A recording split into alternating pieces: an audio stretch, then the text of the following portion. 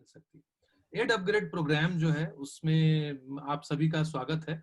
और इसमें आज हमारे साथ जो मेहमान हैं, जो आप लोगों के साथ बात करने वाली हैं, अपना ज्ञान बांटने वाली हैं, अपनी जर्नी शेयर करने वाली हैं, उनका नाम है सलमा फ़हीम। और सलमा का हम बहुत स्वागत करते हैं। Hello Salma and welcome to you. And Salma ji हमें ज्वाइन कर रही हैं कर्नाटक से, और बैंगलोर में है आप अभी, राइट? Yes sir. हाँ, तो बैंगलोर में। हाँ, बैंगलोर में है। और सलमा जो है वो आईएएस है, इंडियन एडमिनिस्ट्रेटिव सर्विस में है। और बहुत ही ऐसे बैकग्राउंड से आती हैं जहां पर उनको बहुत चैलेंजेस और सब आप लोगों को जानने को मिलेगा कि उनकी जर्नी कैसी रही है।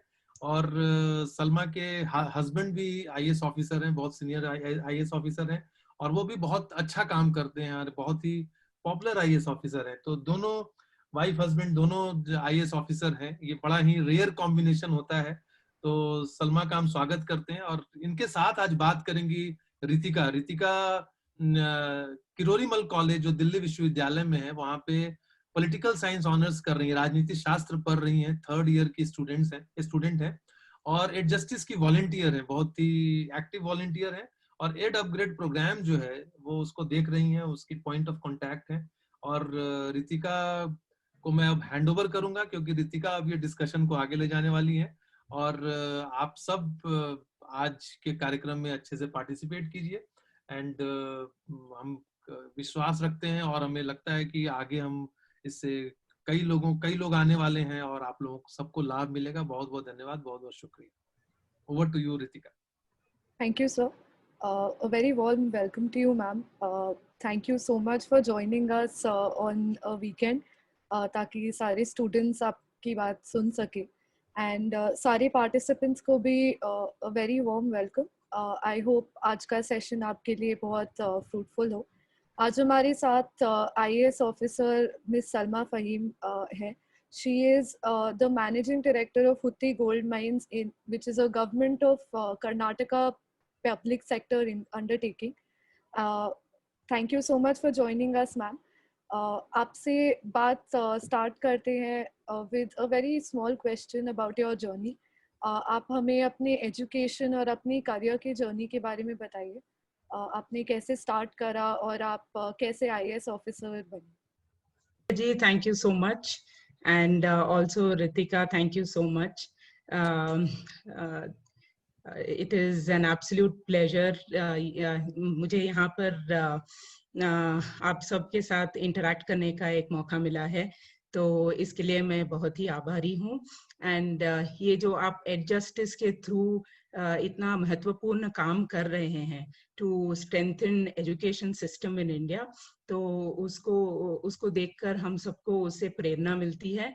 एंड मैं होप करती हूँ कि ये सेशन के बाद यहाँ पे जो बच्चे हैं आज उनको कुछ फायदा हो, लाभ हो, और इन फ्यूचर वो भी आईएएस नहीं तो कोई भी सिविल सर्विसेज ज्वाइन करने के लिए आकर्षित हों और इंस्पायर हों। तो इतना बोलने के बाद I would like to start speaking about my background. तो मैं ओरिजिनली भी बैंगलोर से ही हूँ, कर्नाटक से हूँ। मेरे पेरेंट्स एक बहुत ही मिडिल क्लास फैमिली से बिलोंग करते हैं। My father was Karnataka civil service में ऑफिसर थे, और माँ बैंक एम्प्लॉई थी। लेकिन दोनों के लिए एजुकेशन बहुत ही इम्पोर्टेंट मुद्दा रहा है। हम 3 बहनें हैं and we don't have any brothers, तो इसलिए बहुत ही इम्पोर्टेंट था उनके लिए कि उनकी तीनों लड़कियां सेल्फ रिलायंट बने और किसी पर भी आत्मनिर्भर हो। They didn't want us to be dependent on anybody, और उनका ये था कि गर्ल्स फाइनेंशियली इंडिपेंडेंट होनी चाहिए। तो शुरू से ही उनका स्वभाव हमारे साथ ऐसा ही रहा है, वेर उन्होंने हमें हमेशा पुश किया है कि दुनिया से इंटरैक्ट करें, दुनिया से लर्न करें। बहुत ही शेल्टर्ड अपब्रिंगिंग नहीं रही है हमारी। हम तीनों को हमेशा से ही बहुत एनकरेजमेंट दिया है कि हम जो चाहें वो कर सकते हैं। तो इसके लिए मैं अपने पेरेंट्स की बहुत आभारी हूँ। इनफैक्ट ये IAS करने का जो ड्रीम था वो बेसिकली मेरे पेरेंट्स का ही ड्रीम था।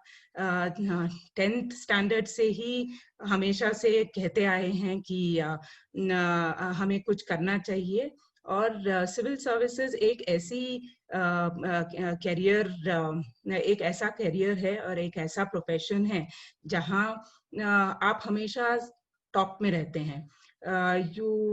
एंड उस जगह से आपको बहुत लोगों के लिए अच्छा करने का मौका मिलता है। सो ये that was the inspiration for them also कि एक तो they wanted us to be reliant, and second ये हम सोसाइटी को कुछ कंट्रीब्यूट कर सकें। एंड स्पेशली मैं जिस कम्युनिटी से आती हूँ, जो मुसलमान कम्युनिटी से जो आती हूँ, हमारे लोग बहुत ही बैकवर्ड हैं, स्पेशली एजुकेशनली और ऑल्सो फाइनेंशियली ऑल्सो उनका बहुत ही योगदान नहीं रहा है इंडिया के डेवलपमेंट में। तो इसको भी चैलेंज करना एक बहुत इम्पोर्टेंट मुद्दा था हमारे लिए, कि दिखा सकें कि अगर एक लड़की from such a backward community आगे बढ़ सकती है तो कोई और भी ऐसा कर सकता है। So there were a combination of factors जिसकी वजह से ये IAS बनने का एक ड्रीम मेरे पेरेंट्स ने देखा था, और उसके बाद में मैंने भी उसको अपनाया, उस ड्रीम को अपनाया। और काफी सारे चैलेंजेस थी, क्योंकि बैंगलोर से दिल्ली जाना, दिल्ली में प्रिपरेशन करना, और तो एंड जो लड़की कभी उतनी दूर पेरेंट्स को छोड़कर गई नहीं थी, वहाँ दिल्ली में जाकर रहना भी एक बहुत बड़ा अपने आप में एक्सपीरियंस रहा है। तो ये बेसिकली ऐसे बैकग्राउंड से मैं आई हूँ। एंड फिर 2005 में मैंने एग्जाम दिया। इनफैक्ट मेरा 3rd अटेम्प्ट था। 3rd अटेम्प्ट के बाद मैंने क्लियर किया इस एग्जाम को। 2006 में मैं IAS ज्वाइन की हूँ। एंड फिर आज ऑलमोस्ट 14 इयर्स की सर्विस कंप्लीट की है मैंने। एंड इस एंटायर जर्नी में मुझे बहुत ही सेटिस्फैक्शन महसूस हुआ है। ऑफ कोर्स थोड़े सेटबैक्स भी फील करती हूँ कि थोड़े फेलियर्स भी हैं, लेकिन ओवरऑल जो मैं करना चाहती थी वो मैंने अचीव किया है, तो इसका मुझे बहुत ही सेटिस्फैक्शन रहा है। तो क्लियर करने के बाद 2006 के बाद हमारी 2 साल की ट्रेनिंग होती है Lal Bahadur Shastri national academy of administration में। एंड उसके बाद हमारी फर्स्ट पोस्टिंग होती है SDM एक सब डिवीजन की। तो मैं कारवार सब डिवीजन में काम की हूँ। फिर उसके बाद में CEO जिला पंचायत में गुलबर्गा जिला में काम की हूँ। यहाँ कर्नाटका में सारा डेवलपमेंट एक्टिविटी सेपरेट होता है, और लॉ एंड ऑर्डर DM देखते हैं, और डेवलपमेंट एक्टिविटी सारा CEO देखती हैं। तो CEO के तौर पर काम किया है। एंड DC की तरह उसके बाद में डिप्टी कमिश्नर जो बोलते हैं, डिस्ट्रिक्ट मैजिस्ट्रेट आपके यहाँ जो बोलते हैं, तो के उस तौर पे भी काम किया है। और IAS का एक ये जो इम्पोर्टेंट और यूनिक एस्पेक्ट होता है वो ये है कि हमें डिफरेंट एरियाज में काम करने को अपॉर्चुनिटी मिलती है। जैसे अगर आपका इंटरेस्ट हेल्थ सेक्टर में है या एजुकेशन सेक्टर में है या इंफ्रास्ट्रक्चर डेवलपमेंट, अर्बन डेवलपमेंट या रूरल डेवलपमेंट में है, तो आपको उस फील्ड में काम करने का एक मौका मिल सकता है आपके करियर में। तो एंड बहुत लर्निंग भी होती है, क्योंकि इतने सारे डाइवर्स फील्ड्स से आपका मेल जोल होता है, इतने सारे लोग से आपकी मुलाकात होती है, तो इसलिए बहुत ही rounded kind of career experience हो जाता है आपके लिए इन द IAS। मैम आप अपनी सब्जेक्ट्स और अपनी स्ट्रीम के बारे में भी हमें थोड़ा बताइए, क्योंकि हमारे पास स्टूडेंट्स हैं जो बहुत अलग अलग एकेडमिक बैकग्राउंड से आते हैं, कुछ IITians भी जुड़े हुए हैं, कुछ डिज़ाइन बैकग्राउंड से है, पॉलिटिकल साइंस। तो आपके सब्जेक्ट्स क्या थे? ओह यस, तो एक्चुअली मैंने ग्रेजुएशन में तो ग्रेजुएशन में मैंने बीए किया है, बैचलर ऑफ आर्ट्स किया है। उसमें मेरे सब्जेक्ट्स इकोनॉमिक्स और हिस्ट्री थे।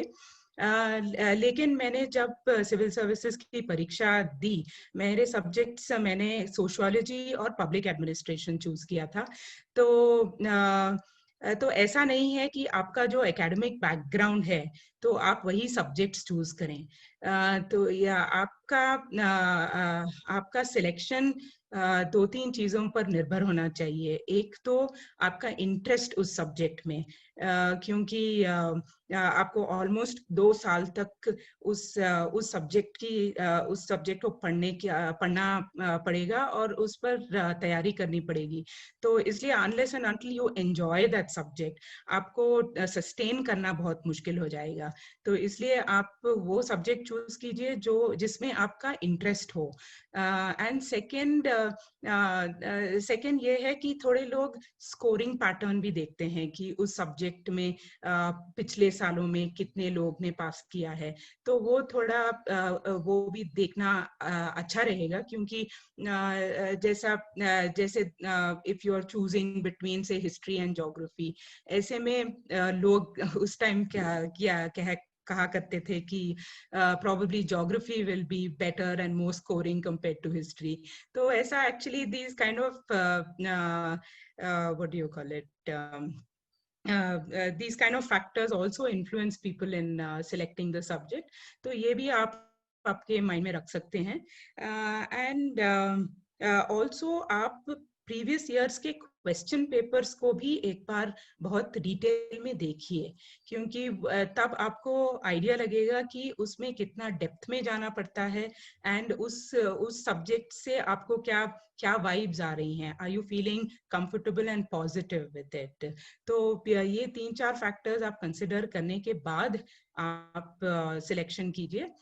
सो नॉट नेसेसरी कि उसमें आपका एकेडमिक बैकग्राउंड हो, but then more important it is that you are interested in the subject. Public administration मेरे लिए was a natural choice because it prepares you also for your civil services journey ahead. And of course sociology में मुझे I liked the syllabus, I liked the topics that were being covered, तो इसलिए मैंने ये दोनों subjects को choose किया। Ma'am आपने मेंशन किया कि आप थोड़े बैकवर्ड बैकग्राउंड से आते हैं और आपकी family is a middle class family.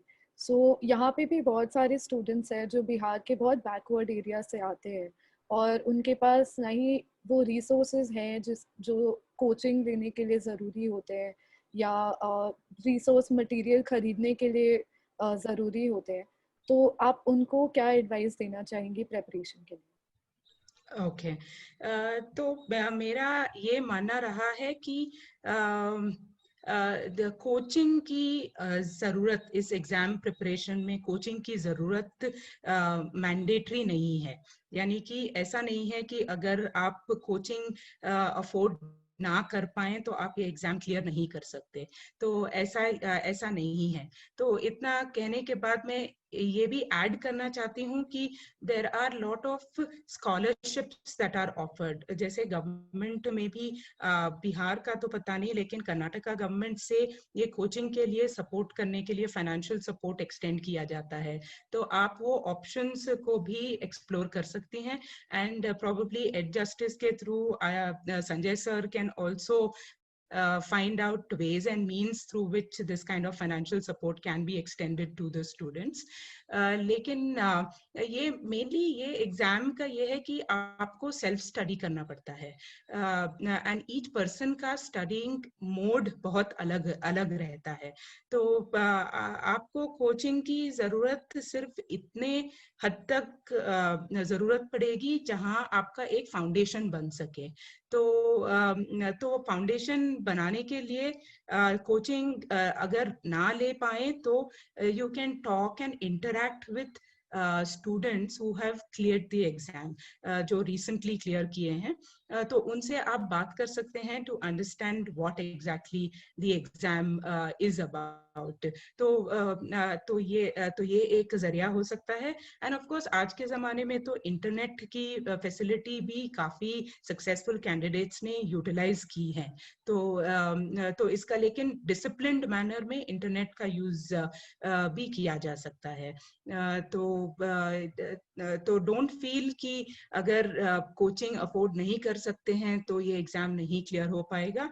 In fact lot of toppers also have not taken coaching, तो इसलिए इसमें मोर इम्पॉर्टेंट ये है कि आप अपने ऊपर कॉन्फिडेंट हैं और विश्वास है कि आप ये एग्जाम को क्रैक कर सकते हैं। तो and consistently step by step आप अगर तैयारी करेंगे तो definitely you will clear it. हमारा एक सेशन हुआ था जिसमें एक बात आई थी सामने कि आप अपने आप को डिसिप्लिन कैसे रख सकते हैं प्रेपरेशन के टाइम, क्योंकि आप इतने लंबे टाइम के लिए पढ़ते हैं, लोग 2-2, 3-3 साल और मल्टीपल अटेम्प्ट्स, जैसे आपने बोला आपने भी 3 अटेम्प्ट्स लिए थे, तो आफ्टर अ पॉइंट आपका माइंड एग्जॉस्ट हो जाता है और आप पढ़ नहीं पाते। तो how can you keep your self disciplined इस टाइम पे? आप अपने आप को कंट्रोल में कैसे रख सकते हैं और फोकस कैसे रख सकते हैं? Yes, ये तो it's a very good question. In fact, it is extremely difficult. मैंने भी बहुत struggle किया इसमें, क्योंकि काफी लंबा समय होता है प्रिपरेशन का, and also गारंटी भी नहीं होती कि इतना एफर्ट डालने के बाद आप एक्चुअली इस एग्जाम को क्लियर भी करेंगे या नहीं। तो इसलिए ये एंड आप ऑलमोस्ट आपके most productive years after college आप इसके लिए सेट असाइड करने वाले हैं, तो इसलिए वो ऑटोमेटिकली वो एंजाइटी भी हो जाती है कि you know whether it is the right choice, whether it's the right decision, और कितने सारे लोग काफी लोग ये काम करने के बाद भी ब्रेक लेकर तैयारी करते हैं, तो इसलिए there are lot of factors and काफी एंजाइटी फेस करते हैं स्टूडेंट्स। तो इसके लिए मैं इतना कहना चाहूंगी कि आप ये जर्नी अंडरटेक करने से पहले मेंटली आपको प्रिपेयर करना पड़ेगा। You have to prepare yourself mentally. कम से कम 2 years of dedicated time is required. 1 साल before the exam and of course 1 साल after the exam, and I personally believe कि 2 attempts are good to know whether you have the capacity to clear the exam. तो mentally you have to prepare yourself कि आप 2 years नहीं तो 3 years इस attempt के लिए आप सेट असाइड करेंगे। तो एंड सेकंड इज आप इतना सारा सिलेबस और इतना बिग गोल देखकर ओवरवेल्म नहीं होना चाहिए। Set small goals for yourself and step by step movement होनी चाहिए।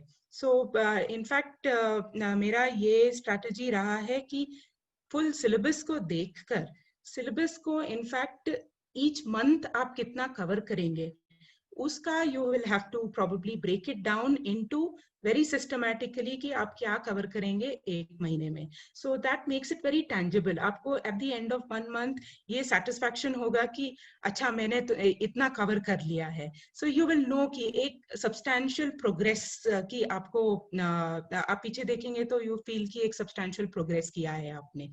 And this is ये मंथली को मैं एडवाइस करूंगी कि break it down into even day wise time table, जहां पर यू सेट असाइड टाइम, इतना टाइम न्यूज़पेपर रीडिंग के लिए करेंगे, इतना time I will keep aside for general studies, इतना time I will keep aside for the optional subjects.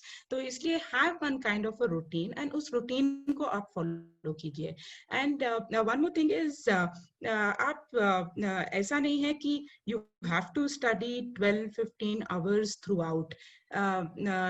इसका you can also strategize on that कि आप एक दिन में कितने hours put करेंगे. And जब exam नजदीक आ जाता है तो then you need to actually start ramping up your efforts.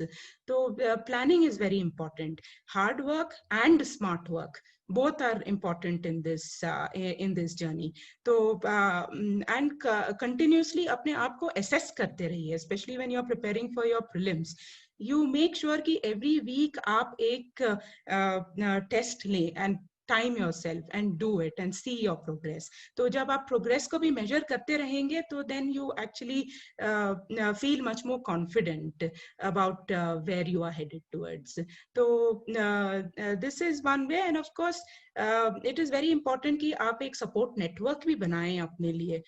You know, आपको कौन encouragement देता है, क्या वो आपके parents हैं या friends हैं या कौन है आपके circle में जो आपको वो you know mental stability और emotional support देगा. तो उसके साथ आपका रिलेशनशिप कल्टिवेट कीजिए.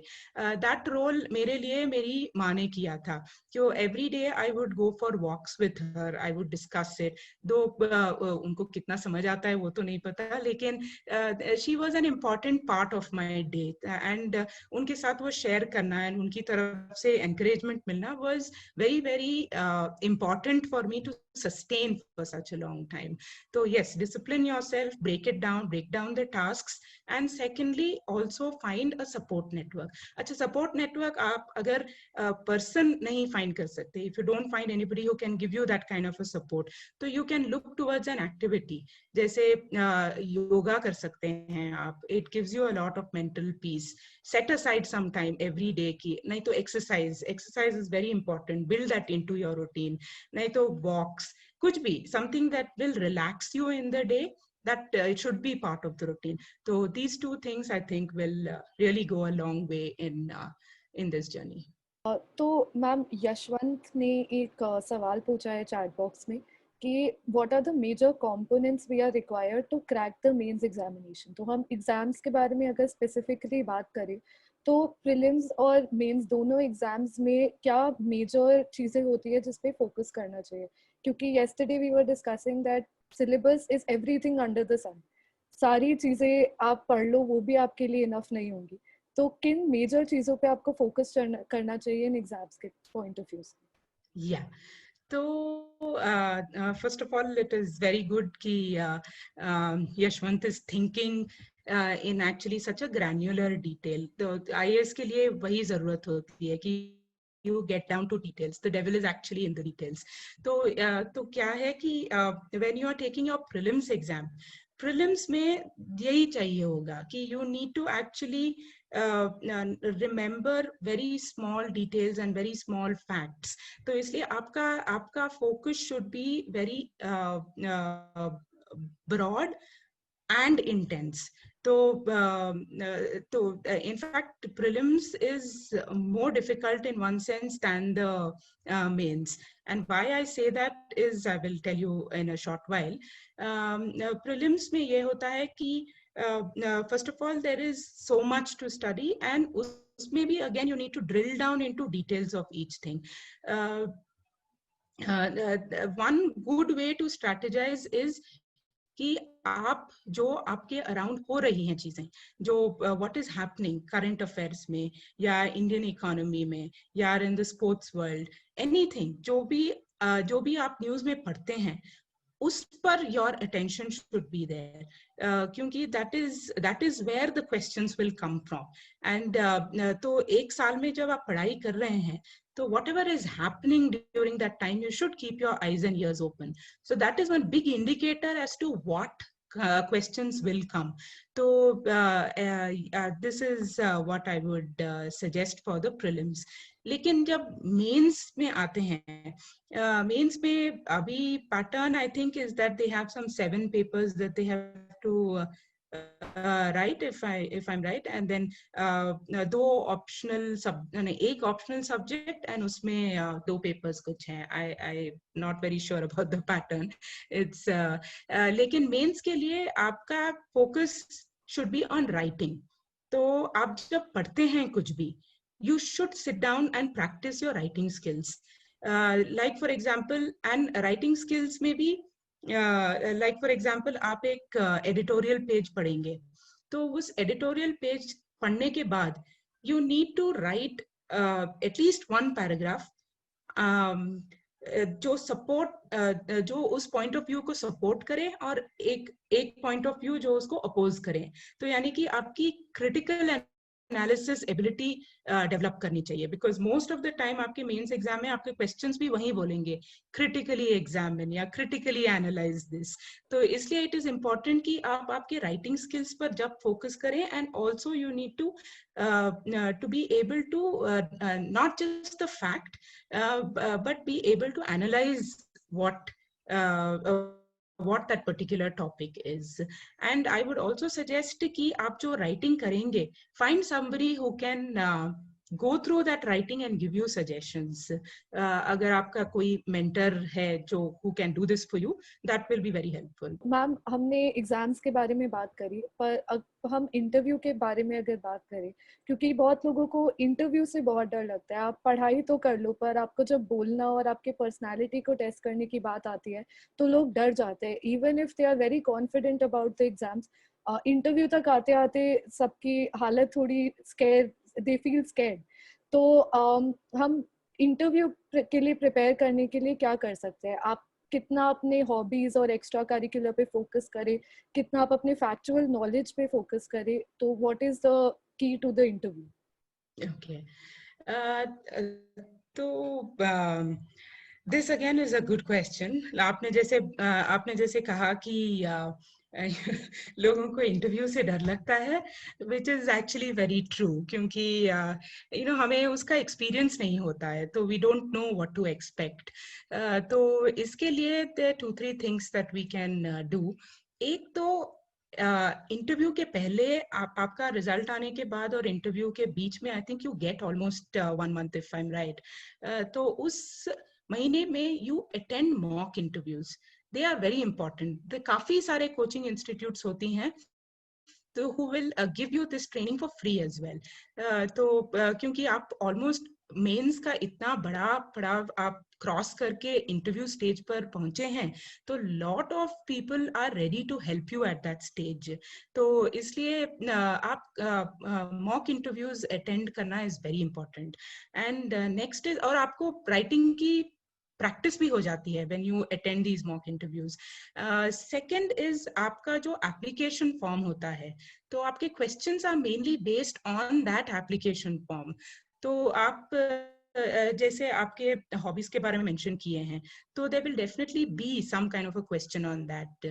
आपके जो मेन सब्जेक्ट्स आपने चूज किए हैं, तो उस पर 1-2 होता है, but then they're basically not checking your factual knowledge at this point of time. आपने मेंस एग्जाम किया है तो उनको पता है कि you have that all that information and knowledge, technical knowledge आप already gain कर चुके हैं, and आपने उसका प्रदर्शन भी किया है in your mains exam. But then in the interview they basically want to assess your personality. तो उसकी वजह से their only source of assessing that is your application form. तो application form में आपने जो लिखा है उस पर आप prepare करना चाहिए. Of course, mock interviews will help you. They will guide you as to what kind of questions to expect, and yeah, and सबके लिए it is a different experience एक. एंड ऑल्सो इंटरव्यू बोर्ड बहुत friendly होता है, so there is वो जो anxiety है वो आपको फील नहीं होनी चाहिए एक्चुअली. तो मैम आप इंटरव्यूज के बारे में हमें बता रहे हैं, तो आप अपने इंटरव्यू एक्सपीरियंस के बारे में हमें थोड़ा बताइए. आपने अपने हॉबीज में क्या बोला, और व्हाट आपकी अब जो हॉबीज हैं वो आप परस्यू, आपके पास टाइम होता है परस्यू करने का, या because being a civil servant बहुत हेक्टिक जॉब होता है, ये तो सबको पता ही है. तो आपको अपने लिए और अपने जो आपने इंटरव्यू में अपनी लाइफ के बारे में बोला, वो अब आप कितना परस्यू कर पाती हैं? ओके. तो माय इंटरव्यू अभी तो ऑलमोस्ट 14 साल हो गए हैं. I don't really remember it too well, लेकिन आई रिमेम्बर कि I was asked about NCC. में एनसीसी में हुआ करती थी, तो इनफैक्ट आई हैव वो रिपब्लिक डे परेड के इक्विवेलेंट एक होता है कॉल्ड थल सेना कैंप, जो दिल्ली में होता है. तो I was also a part of that, and signal communication में we had also got a gold medal for that हमारी team को. So there were quite a lot of questions around NCC and तो yes, तो उसके बारे में था. And then later on, of course, a few questions were also about how why I want to join the civil services. ये तो उनका favorite question होता है, सभी को पूछते हैं. So that is one thing. And then later on फिर I think ये भी पूछा था कि about my background and community, and some factual questions on that, and also ki, how I perceive I will be able to help in the future, things like that. So and आपने next ये पूछा कि hobbies क्या मैं pursue कर पाती हूँ in this in this kind of busy career. तो ये है कि I think hobbies are very important. Despite कितना भी busy हो जाएं आप, you should take time out to pursue hobbies. और मेरे hobbies are not very exotic. एक तो reading है, तो reading तो वैसे भी हो जाती है in the career also. And एक I like cooking a lot, तो वो तो हो नहीं पाता, लेकिन कभी कभी ट्राई कर लेती हूँ. And next is I like travelling a lot. मुझे लगता है कि जितना आप ट्रैवल करते हो उतना आप आपकी पर्सनालिटी डेवलप होती है. एंड जो कल्चरल कंपैरिजन आप कर सकते हैं विथ योर कंट्री और with your state, with other places, उसमें आपकी understanding of human beings actually increases a lot. And also the history of the place, the geography of the place, the culture, art, science, there's just so much to travel. तो इसलिए and of course civil services gives you a lot of opportunity to do that. तो अगर आप within the state ही गांव चले जाएं, नहीं तो दूसरे डिस्ट्रिक्ट्स चले जाएं, डिस्ट्रिक्ट्स के within भी इतनी डाइवर्सिटी होती है. So इसलिए in one sense I feel कि I have been able to pursue my hobbies despite the career load or the career responsibilities. But yes, कभी-कभी consciously भी टाइम निकालना पड़ता है इन चीजों के लिए. There should be balance in life. तो yes, and women are natural at it. तो हम सब work life balance थोड़ा better कर लेते हैं compared to men. तो हमने ट्रैवल की बात करी, तो ऑन दैट नोट ये भी होता है कि एज अ सिविल सर्वेंट आपको बहुत ट्रैवल करना पड़ता है. You have to go from one place to the other, और आप विद द जॉब आपके ट्रांसफर्स का भी बहुत फ्रीक्वेंट होता है. सो काफ़ी लोग कतराते हैं सिविल सर्विसेज के एग्ज़ाम देने के लिए कि लाइफ में वो स्टेबिलिटी नहीं है, आपको कभी भी ट्रांसफ़र कर दिया जाएगा या आपको कभी भी इधर से उधर जाना पड़ेगा. तो ये आपके लाइफ पे कितना इंटरफेयरिंग होता है ये ट्रांसफर्स वाला सिस्टम, या आपको is it something that is easy to cope with, आप कोप अप कर पाते हैं इससे? क्या होता है इसका Yeah, पर्सपेक्टिव? right. तो see, एक तो when you have decided to do civil services, तो आप mentally इसके लिए prepare होना चाहिए कि आपको कोई भी state allot हो सकता है. You know, आप not necessary कि आप बिहार वापस जाएंगे, तो you will have to probably adopt another state, और वो state आपका सब कुछ बन जाता है उसके बाद. In fact I know only very few people जो आफ्टर रिटायरमेंट वापस जाते हैं अपने स्टेट को. They just adopt the state and यहीं पे रह जाते हैं मोस्ट ऑफ देम. तो इतना तो दिस इज फॉर श्योर. तो एंड ट्रांसफर्स की आपने जो बात की है, yes it is a problem. In fact Supreme Court ने भी इंटरफेयर एक जजमेंट निकाला था कि there should be something called a civil services board. And civil services board में हमारी जो पोस्टिंग्स होती हैं उसके लिए एक फिक्स्ड टेन्योर होना चाहिए, एटलीस्ट 2 years फिक्स्ड टेन्योर होना चाहिए. क्योंकि अगर आप कुछ करना चाहते हैं, कुछ बदलाव लाना चाहते हैं एक डिपार्टमेंट में, तो इट इज इम्पोर्टेंट कि पहले आप उस डिपार्टमेंट को समझें, उस डिपार्टमेंट में कौन स्टेक होल्डर्स हैं, उनसे आप एक रिलेशनशिप फॉर्म कर सकें, और उस डिपार्टमेंट और उस एरिया में क्या शॉर्टकमिंग्स हैं और क्या एरियाज फॉर चेंज हैं. तो उसको आइडेंटिफाई करने में ही ऑलमोस्ट आपका 3-4 महीना निकल जाता है. And then later on by the time you start focusing on work and developing systems or putting systems in place, बहुत रेजिस्टेंस होती है उसके लिए, क्योंकि people don't want to change. They are used to एक तरीके से काम करने की उनको आदत हो गई है. तो आप कुछ भी करना चाहें तो there is a lot of resistance to that. तो उसको ओवरकम करने के लिए there is a lot of effort that is required.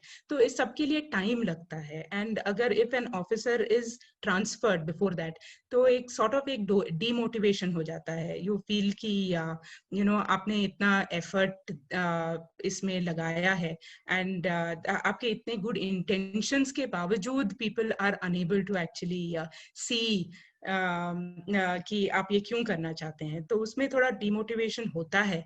But then एक और कॉन्सेप्ट है जो आप आपके जर्नी में आप इम्बाइब करते हैं. It is called detached attachment. तो उसका मीनिंग ये है कि आप जहां भी हैं, जिस पोस्ट में भी हैं, आप उतना ही अटैचमेंट रखिए जितना is necessary to do well in the job, जिससे आपको आपका मोटिवेशन लेवल हाई रख सकें.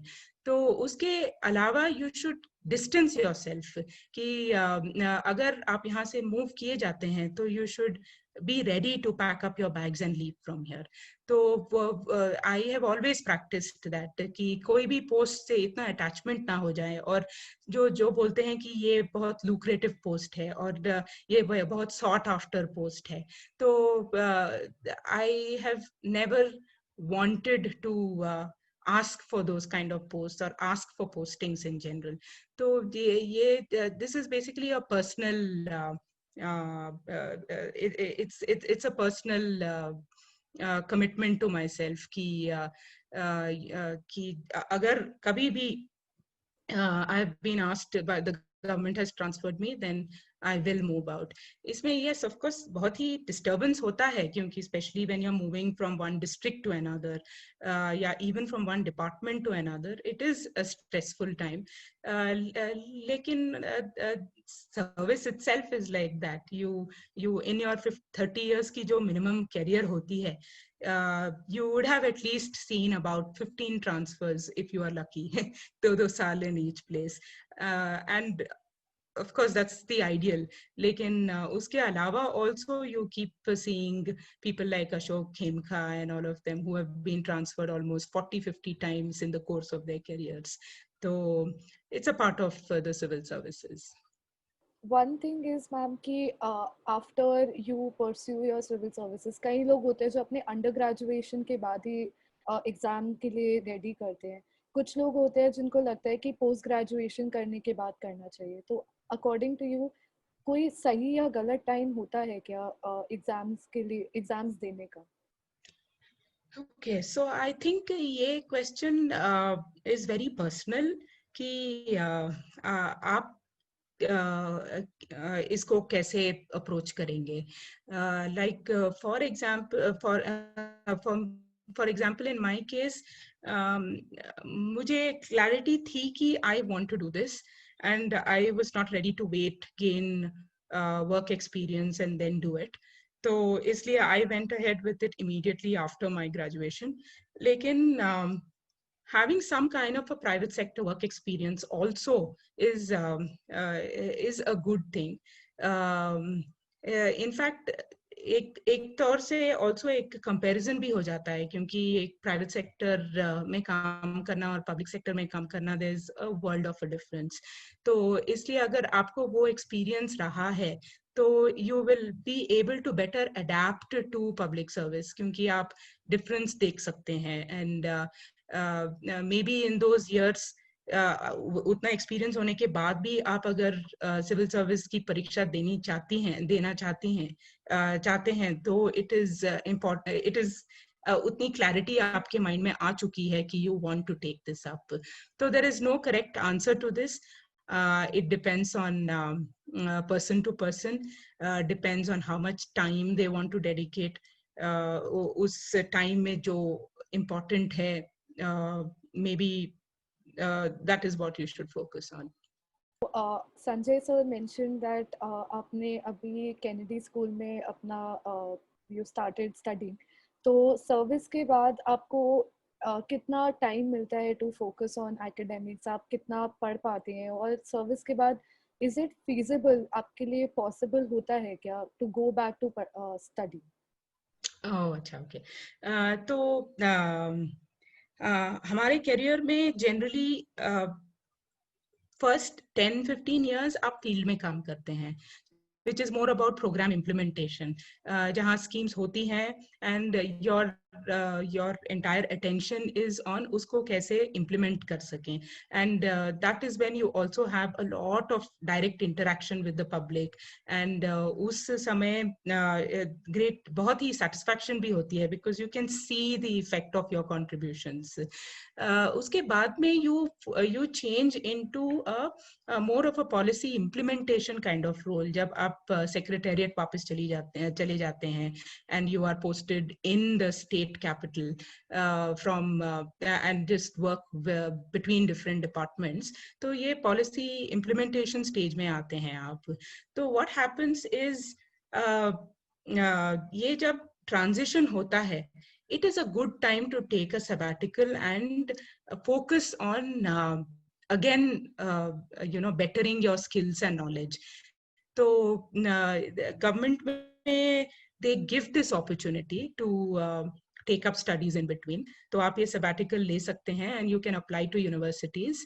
And मुझे तो लगता है कि it is very important as well क्योंकि आपका mindset completely अलग हो जाता है after so many years of service.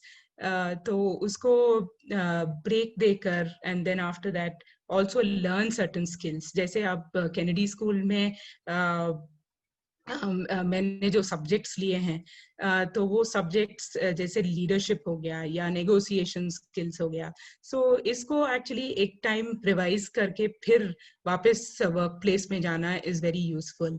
And तो आई वुड से कि गवर्नमेंट गिव्स दैट अपॉर्चुनिटी, तो आप इसका फायदा उठा सकते हैं. And it is also very beneficial to continuously learn. ऐसे तो continuous learning होती रहती है, but then focused academic learning के लिए आप time निकालना is a very good strategy in the service. तो मैम कई बार ऐसा होता है कि आपकी पोस्टिंग ऐसे एरिया में या ऐसे बैकग्राउंड में होती है जिसका आपको नॉलेज नहीं होता. जैसे आप अभी एक माइनिंग PSU में है, बट अब आपको शायद इसके बारे में पहले से नॉलेज नहीं हो, तो आप ऐसे ट्रांजिशन में कैसे कोप कर पाते हैं टू लर्न समथिंग जो आपको पहले से नहीं आता हो एंड टू लीड, क्योंकि आपको सबको इंस्ट्रक्शंस देने हैं और आपको सारी पॉलिसीज बनानी है. तो आप ऐसी चीज़ के बारे में पॉलिसीज कैसे बना पाते हैं जो जिसके बारे में आपको ज़्यादा या कंप्लीट नॉलेज ना हो? Yeah. तो that is the reason why जब आप प्रिपरेशन करते हैं सिविल सर्विसेज की, आपको इतना पढ़ना पड़ता है बिकॉज ये होता है कि आप सभी सब्जेक्ट के बारे में कुछ ना कुछ तो जानते ही हैं, because of that intense study कुछ तो फाउंडेशन हो ही जाता है। तो दैट वे लाइक अब जो माइनिंग का आपने एग्जांपल दिया, तो mining has a lot of geography in it, कि कहाँ पे गोल्ड का लोड है, क्या what is that geological formation कैसे हुआ, and there is lot of chemistry in it also, क्योंकि मेटलर्जी डिपार्टमेंट में गोल्ड कैसे बनता है, कैसे रिफाइन करते हैं, क्या टेम्परेचर पे हीट होता है, what are the chemicals that are used. तो इसलिए you already have some kind of background because of आपकी प्रिपरेशन टाइम पर जो एक्सपोजर आपको मिला है in terms of focusing on इतने सारे सब्जेक्ट्स। तो so civil services in one way actually prepares you for that, prepares you to handle change. And actually अगर आप इस तरीके से सोचें कि 30 साल में on an average a person's career is for 30 years, तो 30 साल में आप say every 2 years you are changing your आपका ट्रांसफर होता है, तो उसमें almost 1/3 of the time say about 5 to 6 months आप ऑलमोस्ट उस सब्जेक्ट को, उस फील्ड को इन डेप्थ डिटेल में स्टडी करने में ही तो जाता है। तो it's like almost 1/3 of your career is nothing but change management. तो इसलिए it's a part of the civil services। आप एंड एक और ये है कि it is a generalist service, इसलिए आपको generalist बुलाते हैं। You are not expected to know the details of everything। And ये होता है कि जब आप उतना डेप्थ में नहीं देखते हैं किसी चीज को, तो दूर खड़े होकर you can actually find out things which people, technical people miss. तो एक्चुअली each field में you are able to bring in value and आपकी contribution is much more than a technical expert in that field, क्योंकि उनका एक mindset होता है कि ऐसे ही होना चाहिए, but you bring in that fresh perspective। So in fact that is the value of the Indian administrative service, कि आपको आप वो मैनेजरल एक्सपर्टीज लेकर आते हैं, not necessarily the technical knowledge, but जो ओवरऑल ओवरआर्चिंग विजन आप लेकर आ सकते हैं किसी प्लेस में, that nobody else can bring. तो that is that's the way the service is also designed। जब कोई इंसान प्रिपेयर कर रहा होता है तो उन्हें ये नहीं पता होता कि उनकी सर्विस में व्हाट लाइज अहेड। आप अपने लाइफ के एक दिन को सब डिस्क्राइब करें। एज अ सिविल सर्वेंट आपकी क्या ड्यूटीज़ होती हैं? आप मॉर्निंग में कब से कब तक ड्यूटी होती है? बिकॉज आई एम श्योर ऐसे कोई स्पेसिफिक टाइम नहीं होगा। तो इस सेंस में what does a day in the life of a civil servant look like? Okay, so this is a very interesting question। So the short answer for this is कि each day is different। मैं जब सुबह ready होती हूँ मुझे नहीं पता कि what exactly is going to come my way today। And ये the most dynamic part of your life in the civil services will be when you are the district magistrate। तो it is in one sense काफी लोगों के लिए that is like the वो join भी करते हैं civil services को DM बनने के लिए। तो I would probably tell you what the life of a DM looks like। तो it's like क्या बोलेंगे, सुबह में आप ऑफिस में जाएंगे, आपके लिए एक प्रोटेस्ट रेडी रहेगा। People will call you, memorandum submit करेंगे कि ये चाहिए, वो चाहिए, ये चाहिए। आप वापस जाओ, बैठो अपने सीट पर, एंड देन आपका पीए आके बोलेगा कि आज क्या SC/ST सब कमेटी की मीटिंग है, तो इसलिए सारे लोग आएंगे, वो रिप्रेजेंटेटिव्स, उनके लोकल लीडर्स सब आएंगे, आपसे चर्चा होगी, एंड देन आपको उनकी प्रॉब्लम्स के बारे में सुनना पड़ेगा, एंड देन थोड़ी डांट लगानी पड़ेगी अपने ऑफिसर्स को क्योंकि उन्होंने काम ठीक से नहीं किया है। तो देन आफ्टर दैट वो कंप्लीट होने के बाद when you are completely exhausted, क्योंकि सभी ने दिमाग खा गया है। तो then after that you will be told कि अच्छा चलो एक एयरपोर्ट का काम चल रहा है, तो स्टेट गवर्नमेंट से एक टीम भेजी गई है, उस टीम के साथ बैठकर आपको टेक्निकल डिटेल्स डिस्कस करनी पड़ेगी, वो जगह लोकेशन के बारे में आपको डिटेल्स तैयार करनी पड़ेगी। So then you go on a site visit, तो साइट विजिट जाएंगे, वो देखेंगे, लैंड रिकॉर्ड्स चेक करेंगे कि क्या है स्टेटस इसके बारे में, एंड आपको स्टेट गवर्नमेंट से डायरेक्शंस मिलेंगी, आप इसके बारे में क्या रिपोर्ट तैयार करके भेजना चाहिए, एक्सेट्रा एक्सेट्रा। फिर आप घर चले जाएंगे, खाना खाएंगे, and then after that once you are back, some people prefer home office का भी एक कॉन्सेप्ट होता है, तो होम ऑफिस में भी there will be lot of visitors that will come, and then later on वापस आप ऑफिस जाएंगे तो say something like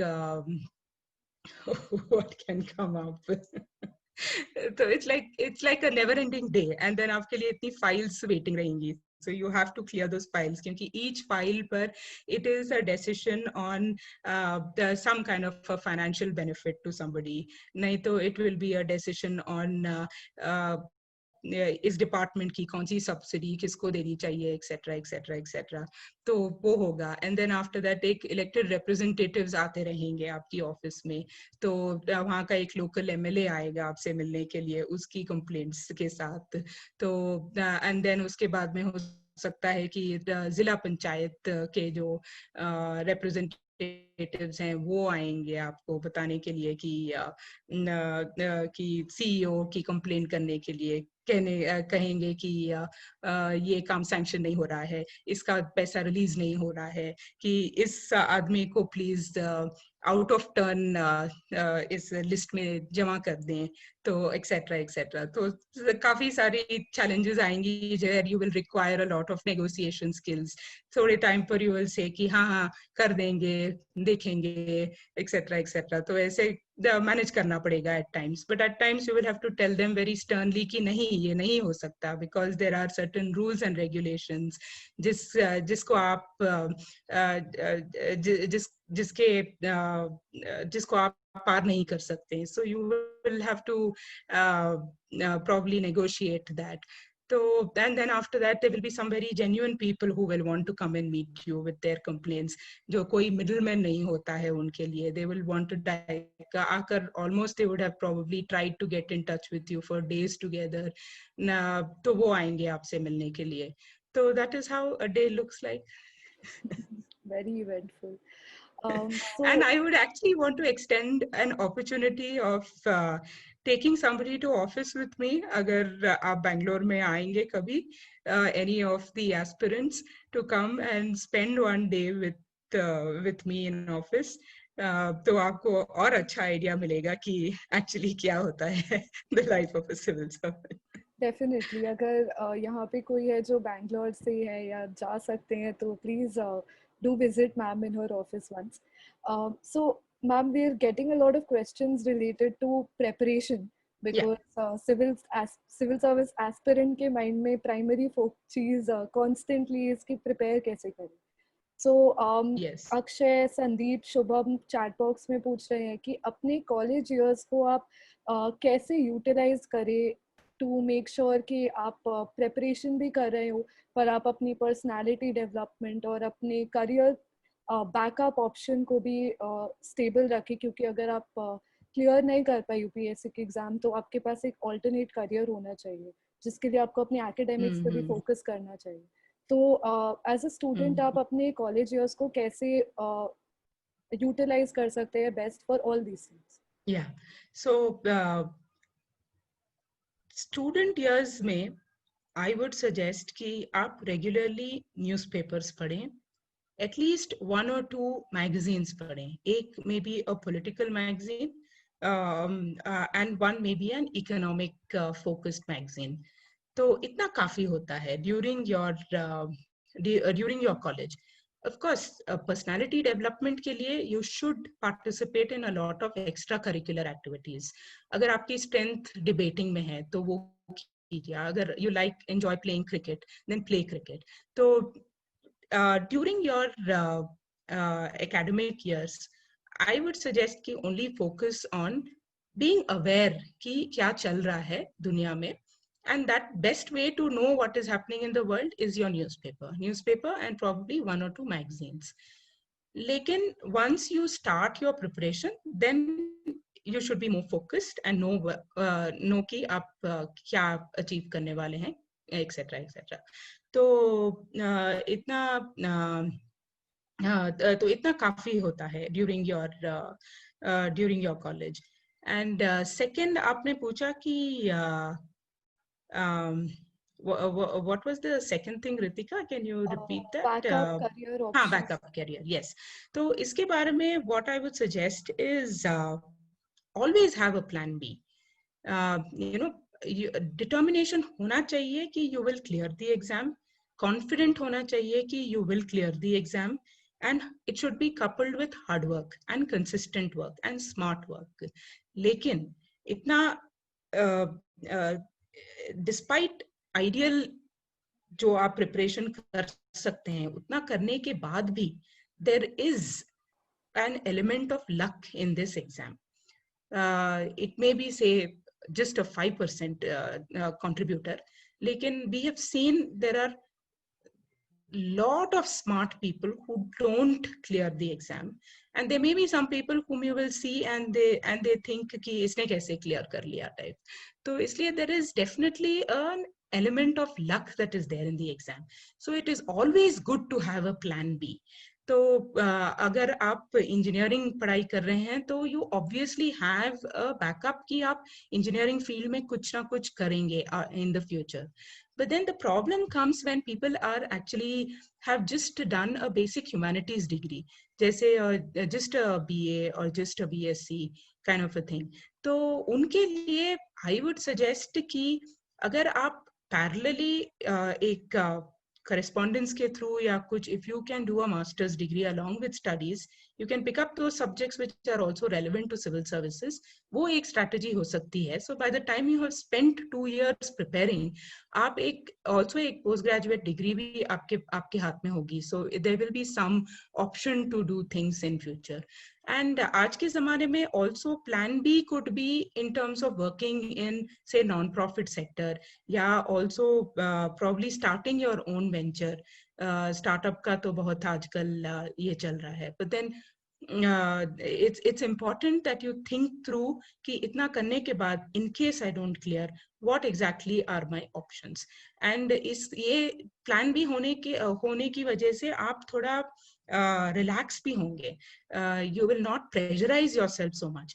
क्योंकि हमेशा what happens is, अगर आप एक 2 concentric circles draw करें, तो it is important that you be in the first circle, which is the learning zone. तो आप learning zone में तब रह सकते हैं when your mind is free. अगर आपको constantly चिंता रहेगी, तो you enter into a zone which is called the panic zone. तो panic zone में आपकी पढ़ाई आप इतनी अच्छी तरीके से absorb नहीं कर पाते. So that's why I would always recommend कि आप ये सोचें कि what exactly are your other options in case you don't clear the exam. एक क्वेश्चन हमारे पास चैट बॉक्स में आया है. अनूप हैज आस्क्ड कि क्रिटिकल एनालिसिस जब हम पेपर में करते हैं, लाइक यू मेंशन कि कई बार आपको क्रिटिकली एनालाइज करने को बोला जाएगा कोई पॉलिसी या कोई लॉ, तो क्रिटिकल एनालिसिस के टाइम आप कितना गवर्नमेंट को और उस पॉलिसी को डीपली क्रिटिसाइज कर सकते हैं without it being held against you, कि आपको वो ये ना सोचे कि आपने इतना ज़्यादा क्रिटिसाइज करा है तो वो आपके अगेंस्ट हो जाए. So what is the boundary when you are criticizing? Okay, so ये actually criticism and critical analysis is different. So criticism need not necessarily have any kind of a or I would say critical analysis always has is based in fact, and आप उसको present कर रहे हैं. And you're telling कि this is what you feel is wrong with it. So it is also fact, but fact that is, it is an opinion, but it is based on facts. So that is what a critical analysis is. आप ऐसे ही, you're not just making statements. You are actually saying why you arrived at that particular a particular conclusion. So that is what is critical analysis. So it is different from criticism.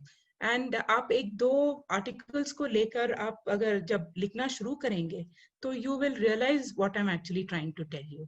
And I would really recommend that you Sanjay sir op-eds लिखते हैं, opinion pieces in the paper. So, and in fact, just recently, I think sir has written something. Yeah, so it will be a good starting point. आप ये लेकर criticize कीजिए और critically analyze कीजिए and send it to sir. I'm sure he'll come back. एक question बहुत लोगों के mind में आता है, because the syllabus is so vast. ये नहीं समझ आता कि क्या करेक्ट मटेरियल है जिससे रेफर करना चाहिए पढ़ाई करते वक्त, because her theory her policy पे 20 किताबें होंगी जो आप पढ़ोगे तब भी आपको सही इंफॉर्मेशन शायद ना मिले. तो जब आप पढ़ाई करते हैं सिविल सर्विसेज के एग्जाम्स के लिए, तो क्या मटेरियल आपको रीड करना चाहिए न्यूज़पेपर के साथ? ओके, तो वन थिंग इज ये गाइड्स जो बोलते हैं, guides I think should be avoided, strictly avoided. So it is important कि आप 2 or 3 standard textbooks identify कीजिए, and these 2 or 3 standard textbooks will be good enough to get a foundation. उसको build करने के लिए if you are reading anything additional, जैसे एक particular chapter पर if there is a recommendation कि आप इस पर्टिकुलर ऑथर की बुक पढ़ें, तो read only that particular chapter from that particular book, but keep 1 or 2 standard textbooks which will give you a thorough foundation.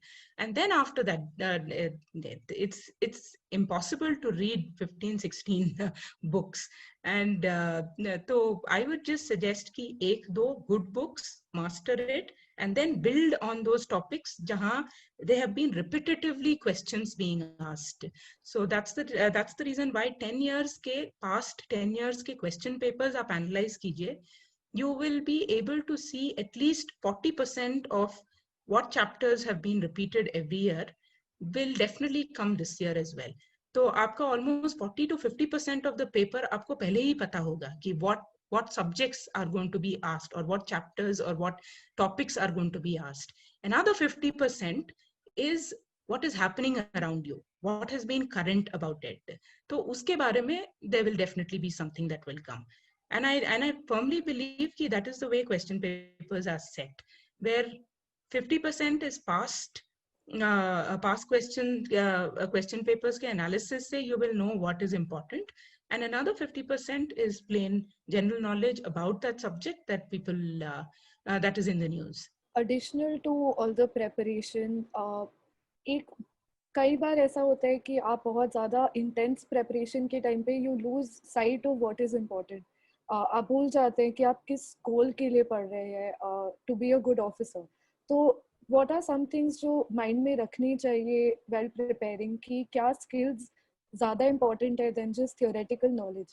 What are the skills that are required to be a good officer, and what are the skills जो वो interview के time पे भी test करते हैं? So mains में their focus is only to test your knowledge. तो and हमारे time पर we used to have paper 1 and paper 2. अभी पता नहीं whether it is the same way it is, but then paper 1 used to be on theory and paper 2 was the application part. तो इसलिए the paper 2 was a very dynamic kind of a paper, जहाँ पर आप जो theory explain कर रहे हैं उसको you will put practical examples as जो आपने newspapers में पढ़ी हैं, you are expected to bring that out in the second paper. तो over there they are not asking you, they are not trying to gauge whether you are suitable as an officer. Mains exam में उनका focus ये है कि to see how well you have understood the subject. आप जब interview में जाते हैं, interview में they want to assess your personality and see what are your strengths as a person, which will which will make you a good officer, or which may likely seem that you are the correct candidate for the job. तो इस distinction को आपके mind में clear रखना चाहिए कि your focus in your main exam is only on the subject. तो subject को पढ़िए, and उस subject की theory अगर आप समझ सकें तो keep analyzing in your mind कि इसके क्या practical applications हो सकते हैं. Then again I would say कि previous year's question papers अगर आप analyze करेंगे तो you will understand this much better. Right. So we have received a lot of questions in the chat box about why you did not go ahead with history as an optional paper, क्योंकि आप history के background से आती हैं, पर आपने you chose sociology and public administration. तो क्या एक question is कि history as a paper, how is that?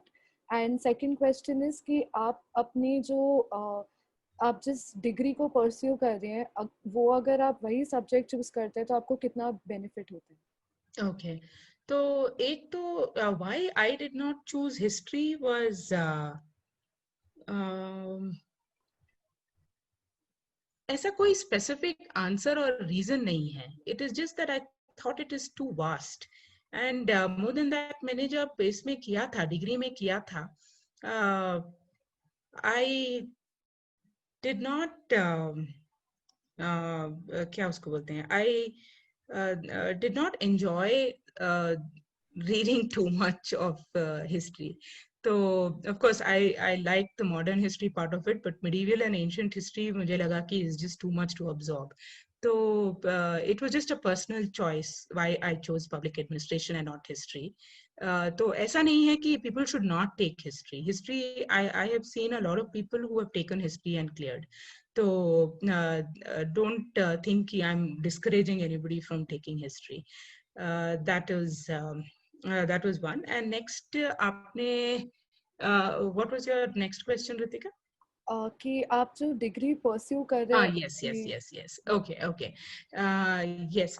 Like I said, एक आपका already background होने के वजह से your preparation can immediately jump into a more intense form.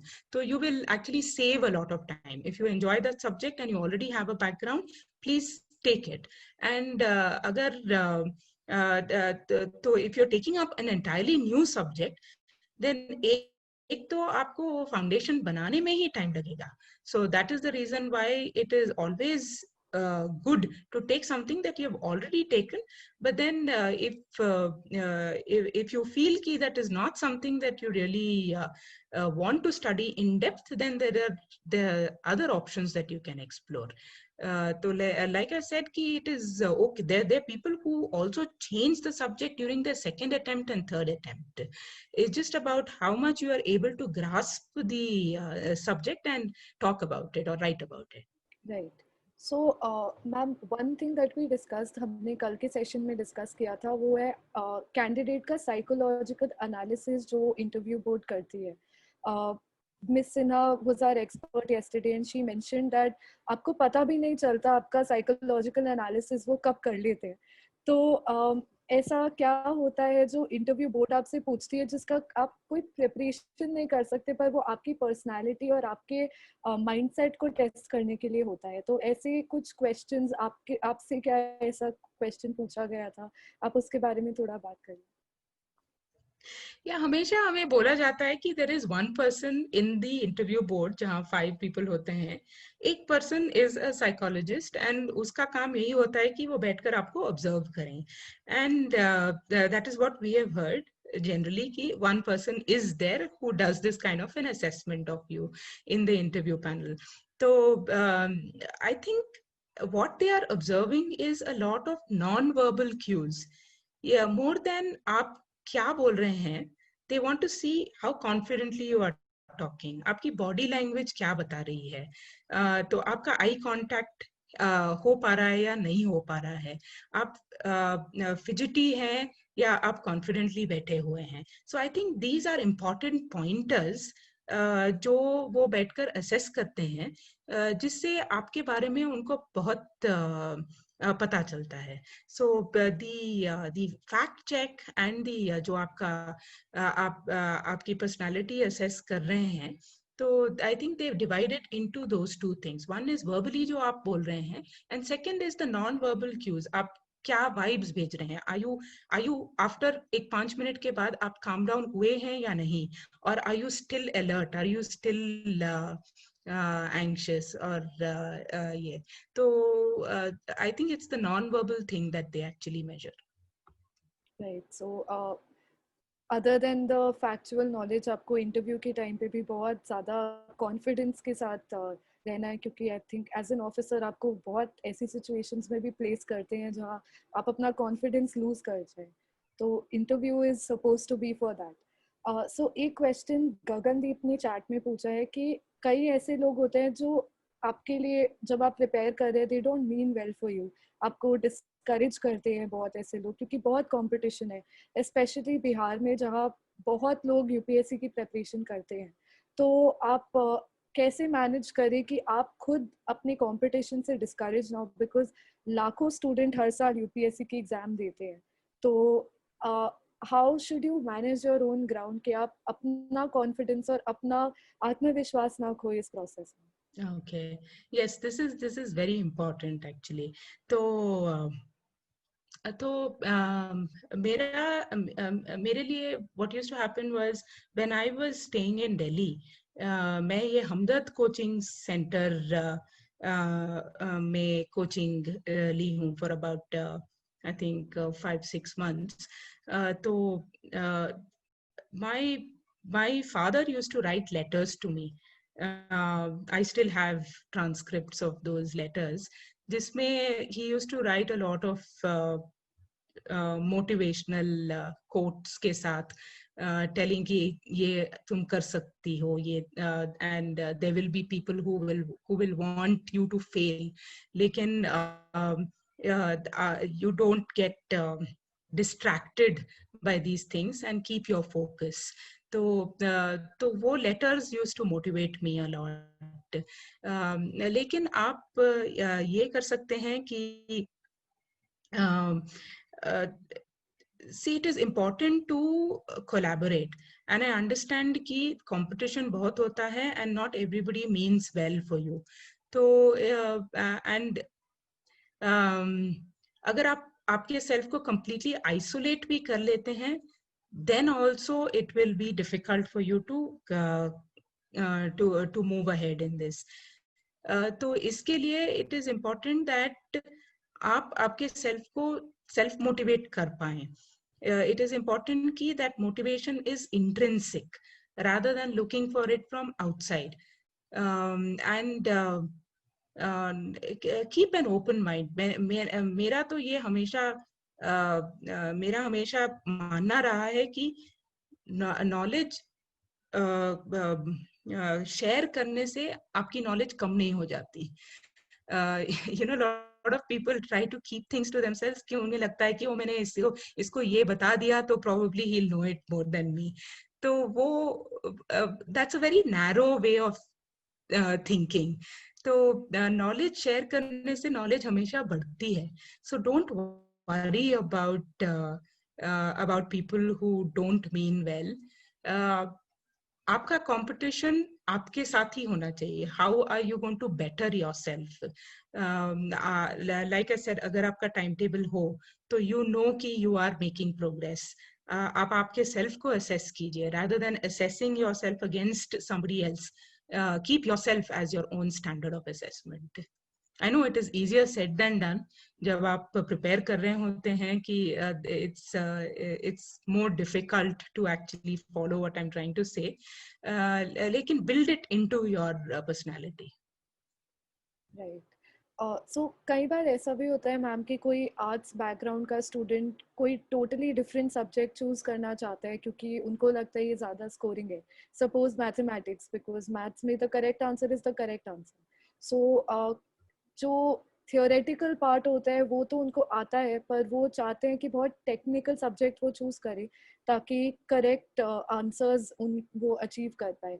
तो what do you think, is it wise कि कोई अपने एरिया ऑफ एक्सपर्टीज से बाहर जाकर कोई सब्जेक्ट प्रिपेयर करे ताकि क्योंकि वो ज़्यादा स्कोरिंग है, या should people stick to what their expertise is? Okay. So I would again state that choosing a subject is a very individual choice. One is check whether you have interest in it. Background hai, it is definitely an advantage. If you don't have a background, you will have to put in that additional effort to learn the subject. And third is once you choose the subject, it is better to stick to it. तो आप explore कीजिए. In a month, I think before you start your preparation, probably go through the syllabuses of 3-4 subjects that you want, and then after that pick it up. मुझे तो लगता है कि there is the certain number of subjects जो काफी सारे लोग लेते हैं, like public administration है, geography है, history है, and I don't know, a lot of subjects are there which people take. And in fact, I know people who have also cleared with subjects like mathematics and English literature. So there is, don't get intimidated by subject selection. आप cool mind से find out the syllabus, see whether it interests you and take it. And you will learn. You will definitely learn. If you will have an aptitude to it, you'll develop an aptitude, और आप सीख लेंगे उसको. Right. So one question that a lot of people have is कि IAS officer बन के आपका खुद का personality development कैसे होता है? How does your job help you grow? Yes. This is आप believe नहीं करेंगे the kind of change that comes about immediately, even after immediately you have cleared the exam. It's a complete change. Now when I look back how I was 14 years back, so I won't be able to recognize myself. So itna change aa jata hai. One is because the atmosphere itself is very, very intense. Aapka exposure itna hota hai with so many different types of people, politicians se lekar to people who are genuinely in need. So public, general public, and itne interest groups hote hain, vested interests hote hain. तो सभी के साथ interact करके your ideas also change a lot. जो आप पहले believe करते थे, वो not necessarily you will continue believing the same thing. जैसे जब हम enter करते हैं service में, तो we tend to think कि politicians को कुछ नहीं आता, that we are very honest and they always want us to probably bend the rules. लेकिन along the way आप सीखते हैं कि उनके भी motives होंगे. They have to face the public every 5 years. We don't have to write the exam every 5 years. तो उनके motivations अलग होती हैं, but then you will learn how to work with them. तो आप you will change in so many different ways. And even as gender bhi le lo to, the kind of experiences that you face, and that also changes you a lot.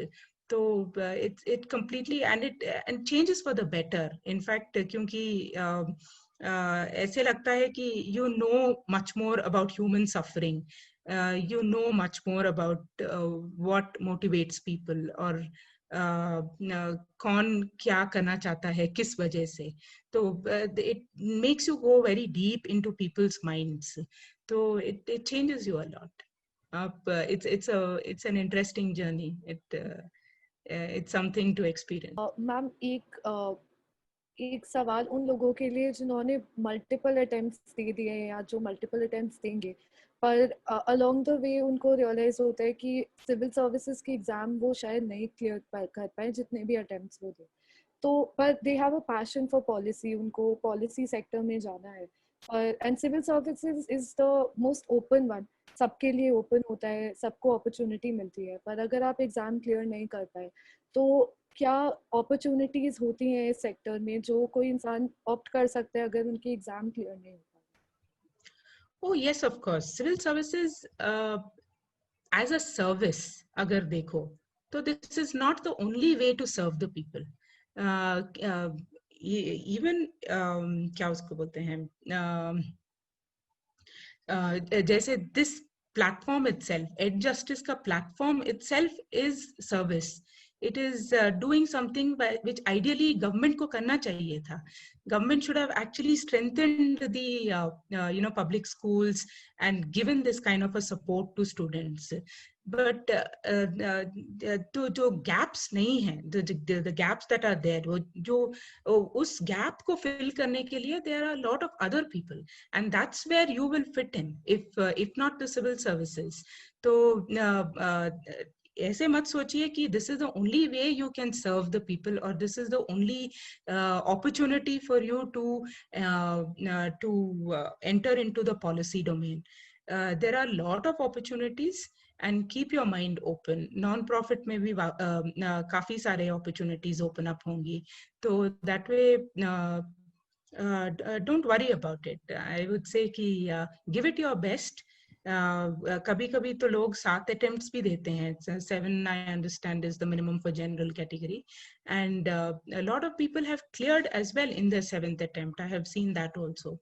तो इसलिए अगर आप उतना passionate हैं and you have given 7 years of your life, then find ways to actually do things independently या किसी के साथ मिलकर. So there are ways to serve. There are ways to serve. For the interview, we talked about non-verbal cues. आप का psychological assessment जब होता है तो they observe you, आप कैसे बैठे हैं, कैसे बात कर रहे हैं. तो बादल has asked कि कुछ लोग होते हैं जो बहुत hand gestures use करते हैं बात करते वक्त, movement होता है, पैर हिलाते हैं, you can see them sweating. That's just a problem with some people. तो ये सारी चीजें negatively perceive होती है इंटरव्यू के टाइम पे, या the board understands कि it's not that you are nervous, it's just how you speak. Yeah. No, that you don't worry. They are experts. They will know who is nervous and for whom it is a natural way of talking. Actually using hand or hand movements is considered normal or natural also. It's a particular speaking style. A person का speaking style हो सकता है. So don't worry about it. It's perfectly okay. For the interview, we talked about non-verbal cues. आप का psychological assessment जब होता है तो they observe you, आप कैसे बैठे हैं, कैसे बात कर रहे हैं. तो बादल has asked कि कुछ लोग होते हैं जो बहुत hand gestures use करते हैं बात करते वक्त, movement होता है, पैर हिलाते हैं, you can see them sweating. That's just a problem with some people. तो ये सारी चीजें negatively perceive होती है इंटरव्यू के टाइम पे, या the board understands कि it's not that you are nervous, it's just how you speak. Yeah. No, that you don't worry. They are experts. They will know who is nervous and for whom it is a natural way of talking. Actually using hand or hand movements is considered normal or natural also. It's a particular speaking style. A person का speaking style हो सकता है. So don't worry about it. It's perfectly okay. Okay, ma'am. So I think we've gone very in depth with preparation, material, interviews, and I think ये वाले questions होते हैं जो बहुत basic questions होते हैं, but लोगों को सही इंसान नहीं मिल पाता जिनसे वो पूछ सके, somebody who is experienced. So thank you so much for answering all these questions in detail. आपसे बस one set of final words of motivation for all the aspirants here, क्योंकि कुछ लोग हैं जो कई साल से प्रिपेयर कर रहे हैं, कुछ लोग हैं जो अभी स्टार्ट कर रहे हैं, एंड आपने भी कई सालों तक प्रिपेयर करा है, so you would understand and you would know the journey. So one final words of motivation for people who are coming from a backward community, underprivileged students who are with us today. Okay. So first of all, क्या उसको बोलेंगे? It is so nice to see कि students want to spend इतना time to prepare for this exam and have this aspiration to join the civil services. And मैंने देखा है कि ज्यादातर लोग बहुत अच्छे intentions के साथ इस एग्जाम की तैयारी करते हैं कि they want to better people's lives. वो एक positive change लाना चाहते हैं society में. And उनको people के towards और उनकी own community के towards जो बहुत ही they feel responsible for the community and responsible for things around them. So this itself is a very good starting point. तो आप अगर चाहते हैं तो you have other options, लेकिन आपने decide किया है कि आप इस option को explore करेंगे, so that itself is a very good starting point. और ये कहने के बाद we all know कि it is a difficult journey, and we also know कि out of so many lakhs of people who write the exam, finally it will be only about say 200 who will clear that exam. So the ratio is extremely high. तो वो आपको ये mind में होना चाहिए कि it is an extremely competitive exam. And the chances of success and failure is at a very high ratio.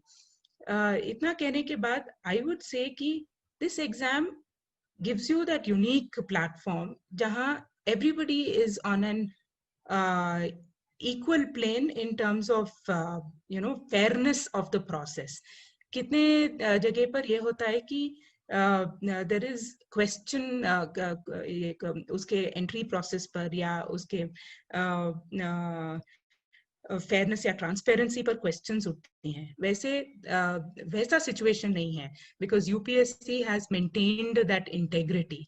So this should give you a lot of hope. And इसके बावजूद two things that I would like to add. One is अगर आप preparation को एक pie की तरह देखें, तो it is about 90% of it is only hard work. So it is something that everybody is capable of clearing. Sirf there has to be a lot of focus and a lot of determination. इसमें distract होना बहुत easy है, इसमें demotivate होना बहुत easy है, and especially when you don't clear in your first attempt or second attempt. तो ये all self doubts आना is very natural and normal. But then people have made it. आप इतने सारे examples देखे होंगे about toppers who have come from extremely challenging circumstances, जहाँ people have not even had any kind of basic support systems. Financially हो सकता है या even in terms of their backgrounds. तो people ने किया है, तो आप भी कर सकते हैं definitely. So 90% is hard work and another 10% is luck. So agar luck favors you, good. If it doesn't, it is not the end of the world. This is just another career path. This is just another profession. Maybe it is for the good also. कभी-कभी मुझे लगता है कि civil services is very constraining. आपको इसी system के within काम करना है. You will be bound by rules. There will be conduct rules. There will be lot of pressures. Politicians से ज़्यादा pressure रहेगा. But then the same work can be done through another platform as well. So it's always good to have a plan B. And इतना pressure मत लीजिए कि you break down. Give it your best. Give it your best. Always remember, it is hard work, it is smart work, and it is consistency.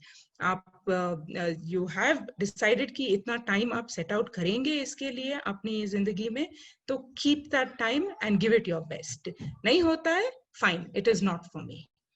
Thank you so much, ma'am. आपने इतने सारे students को आज motivate करा, not just civil services के exam के लिए, but you taught them how to deal with failure and how to keep going and to accept कब आपसे नहीं हो पा रहा है and to find something better for yourself. That is very important, and a lot of civil service aspirants don't realize that, and they keep on going. But there needs to be an understanding of yourself and your capabilities as well, which is very important. Thank you so much for coming and speaking to these students, because on a normal day, they would never have been able to get the advice that you gave to them today. And I'm sure a lot of them might end up clearing the exams thanks to your kind words, and thanks to all the tips and advice that you gave them. And some of them might just choose something that is better for them than civil services, like you suggested. So that is extremely important. And thank you to all the people who joined us. And I think Sanjay sir would like to say a few words before we end. Thank you Ritika and thank you Salma ji, बहुत बहुत शुक्रिया आपका. And मैंने पूरा conversation सुना, बहुत ही अच्छा लगा, बहुत इंस्पायरिंग जर्नी रहा है आपका. And I am sure students बहुत मोटिवेटेड हुए होंगे और स्टूडेंट्स को बहुत बेनिफिट हुआ होगा और बहुत सारे थॉट्स के साथ वो और लर्निंग के साथ वो वापस जाएंगे. तो thank you so much. And Thank thank you, you, sir. Ritika, for wonderful moderating. Yeah, yes, Salma ji. Yes, please. Sir, I just wanted to thank you, and I also want to tell the students, if they're not already aware, कि आपकी जो book है Katihar to Kennedy, I think that is an exceptional book. आपको ये पढ़नी चाहिए. You will see the kind of challenges that sir faced, and how he carved a path for himself. So, and anything is possible. Katihar से लेकर actually reaching the best university in the world, it's itself a journey. It's civil services एक और journey हो सकती है, लेकिन you know, each one, it has so many capabilities, sir, and it is great work that you're doing. I wish you all the best. Thank you so much. And, I know that you always appreciate what we are doing, and you are always a great supporter. So we will look forward for further association and associating on Yes, sir. at different times and get your support. Thank you so much for your kind words, Salma. Thank you so much, sir. And Thank thank you you, so much. Ritika. I think you have an amazing talent for moderation, and Yeah. all the best. I know she does a Yeah. very good job. Yes, I know that. Yeah, I know that. We are very lucky to have her, you know, on Yes. board. It was wonderful. Thank you speaking to so much. Thank you so much. Yeah. Thank you. Bye bye. Thank you, sir. Thank you. Bye-bye.